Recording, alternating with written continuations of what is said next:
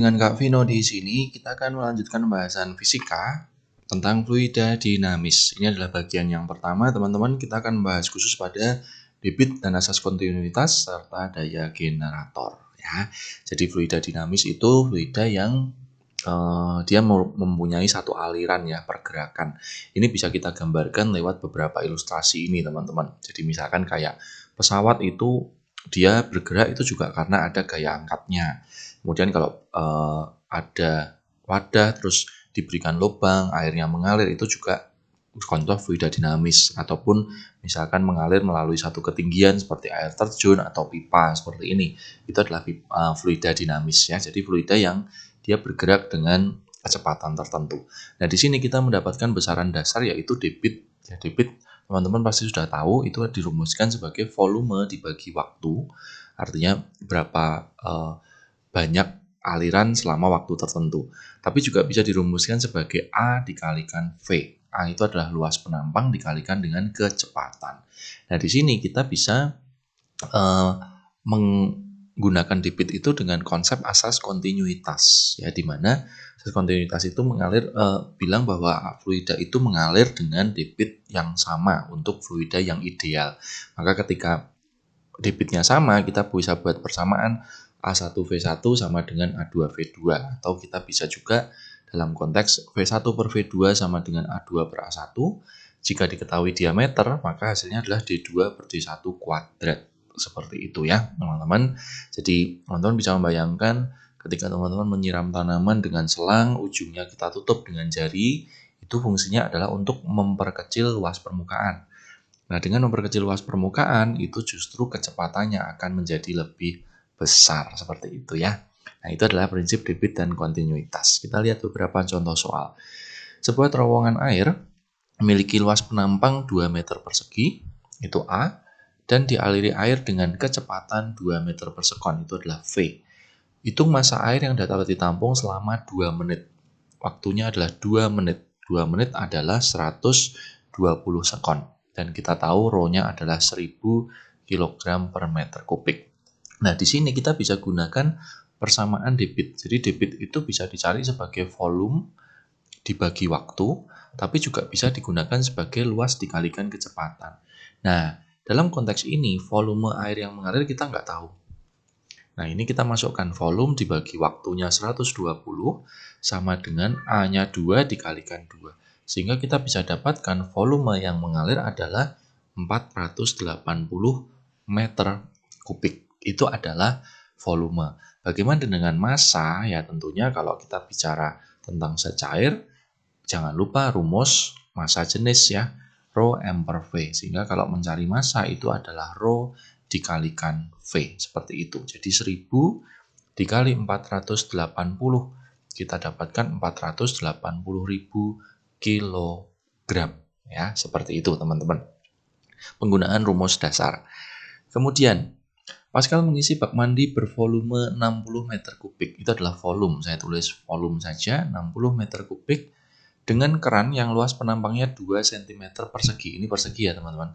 Jadi kita ubah 2 cm persegi. Itu artinya adalah 2 dikali 10 pangkat minus 4 meter persegi. Nah, ini ada kesalahan. Dan kecepatan alir 3 meter per sekon, itu adalah V. Berapa lama bak mandi itu penuh? Nah, ini prinsipnya sama kayak tadi. Kita akan gunakan volume dibagi waktu sama dengan A dikalikan V.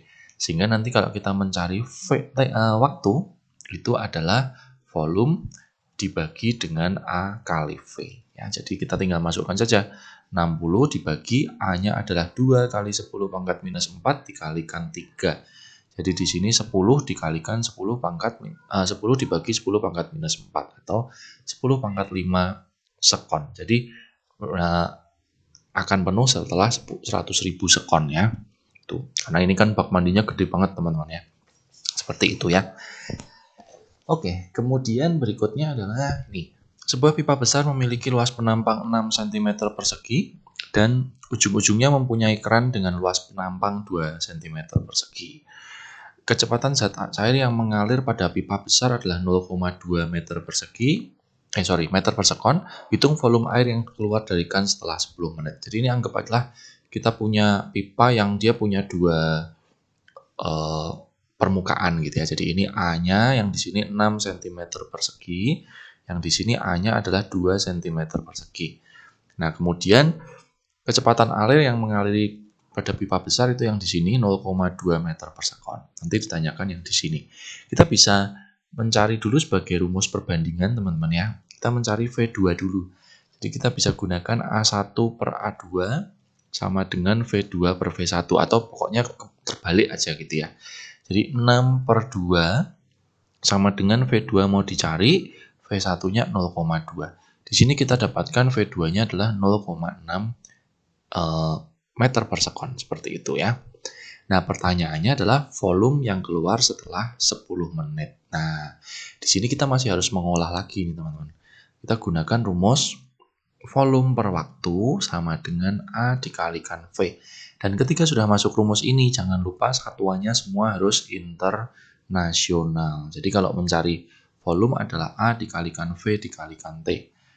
Yang keluar berarti yang A-nya kita gunakan 2 cm persegi atau 2 kali 10 pangkat minus 4. Kemudian V-nya adalah 0,6 dan T-nya itu adalah 600 sekon. Jadi dikalikan 600 seperti itu ya. Di sini kita dapatkan 1,2 dikalikan 600 itu 720. Berarti 7,2 kali 10 pangkat minus 2 meter kubik. Seperti itu ya konteks penggunaan rumusnya. Berikutnya, ya, sebuah pipa panjang memiliki 3 penampang yang berbeda seperti gambar berikut. Ya, luas penampang bagian 1, 2, dan 3 berturut-turut adalah 200, 100, dan 400. Kita tulis dulu aja teman-teman. A1-nya 200 cm persegi, A2-nya 100 cm persegi, A3-nya 400 cm persegi. Lalu kelajuan air yang melalui bagian 1, itu berarti V1 itu 6 meter per sekon. Pertanyaannya adalah volume air yang melalui bagian 2 dan 3 per menit serta kelajuan air yang melalui bagian 2 dan 3. Mungkin kita akan mau jawab yang B dulu teman-teman. Ya, karena kita bisa mencari V2 dan V3 itu langsung dengan perbandingan kontinuitas ya. Misalkan kita gunakan A1V1 sama dengan A2V2. Jadi di sini A-nya kita gunakan 200 dikalikan 6 sama dengan 100 dikali V2 ya. V2-nya kita dapatkan 12 meter per sekon. Lalu untuk yang ketiga juga kita bisa gunakan misalkan A1V1 sama dengan A3V3. Jadi ini 200 kali 6 sama dengan A3-nya 400 kali V3. Kita dapatkan V3-nya berarti 3 meter per sekon. Itu adalah kelajuannya.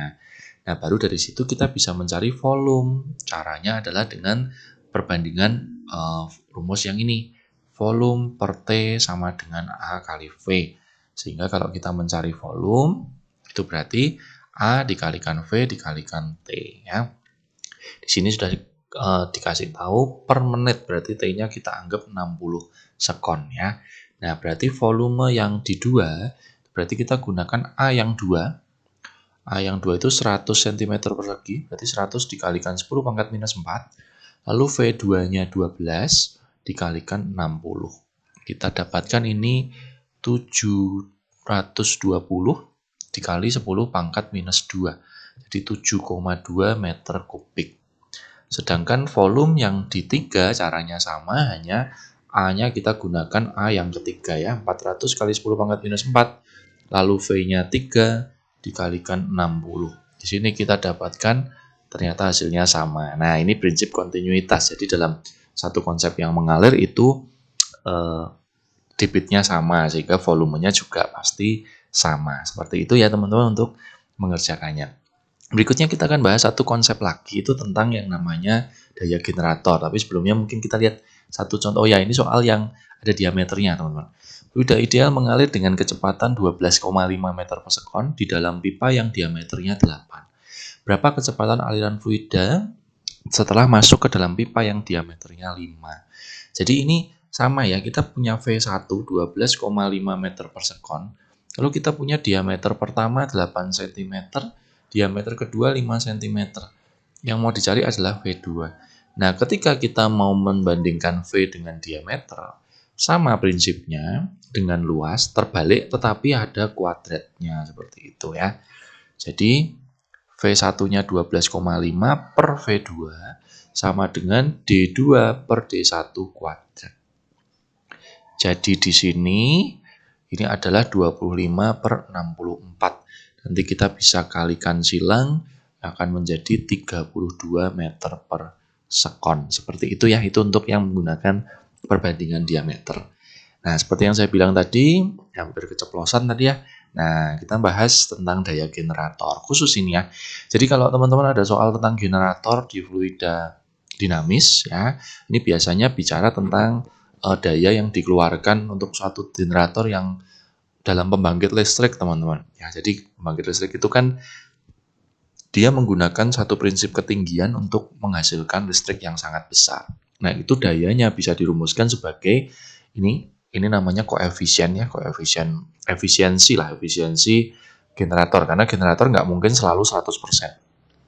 Dikalikan dengan rho, massa jenis air, dikalikan dengan Q, itu debit, dikalikan G, dikalikan H. Ya, intinya seperti itu, dikalikan semua ya. Jadi, sederhana aja teman-teman. Air terjun setinggi 20 meter itu H. Digunakan untuk pembangkit listrik tenaga air dan mengalirkan air 10 meter kubik per sekon. Itu adalah debit. Ya, 10 meter kubik per sekon.